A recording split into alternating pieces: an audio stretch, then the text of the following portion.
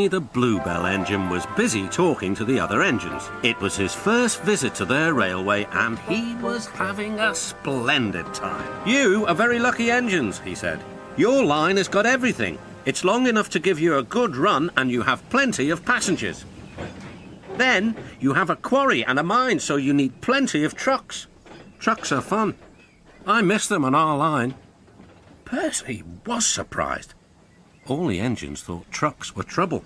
"You're welcome to take some of mine," he said, "but you'd better ask driver first." The drivers agreed and the two engines set off.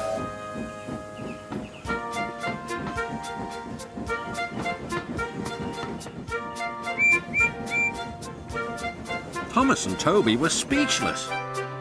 Stepney took the trucks to the harbour.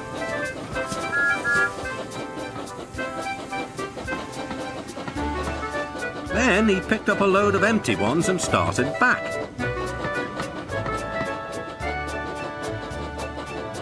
Ahead was a cricket field. The game had just begun. Stepney and his driver had to wait at a signal. "Good," said his driver. "We can watch the game." Then there was trouble.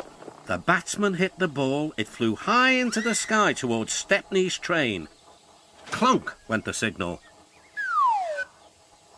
Thump went the ball into a truck, but neither driver nor fireman heard it. "Stop!" yelled the players, but Stepney didn't hear them. Come along," he puffed to the trucks. "Our one and only ball!" cried the players. "Wake up, Caroline," they said to their old car. "The chase is on." Caroline coughed crossly and rolled down the road. Stepney wasn't hurrying. Caroline soon came up behind him. "Toot! Toot!" she wailed. The players shouted, but Stepney was still too far away for his driver and fireman to see or hear properly. They completely misunderstood. "If those jokers want a race," said the driver, "they can have one. Faster, Stepney, faster." Poor Caroline wasn't happy at all. She rattled along at twice her usual speed. "I shouldn't be treated like this," she grumbled. "This pace is too hot for my system. It'll fuse all my circuits."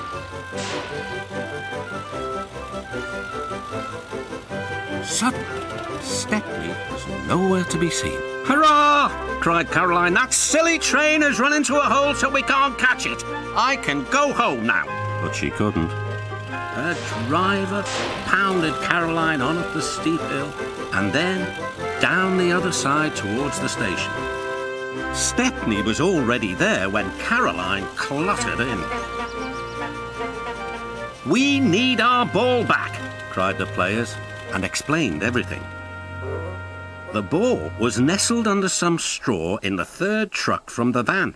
"We found it," cried a player. "We're sorry," sighed the driver. "Oh, you couldn't help it," replied the player. "Now we must get back quickly." "You'll be lucky," said the driver. "Caroline looks worn out." And she was. The driver spoke to the station master and the signalman, and they all agreed a plan. Soon they had rolled Caroline onto a flat truck with a brake van coupled behind. The players crowded inside and Stepney pulled the train back to the playing field.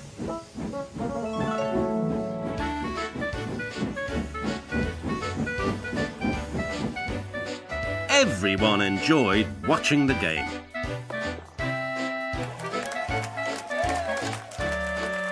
Even Caroline was pleased.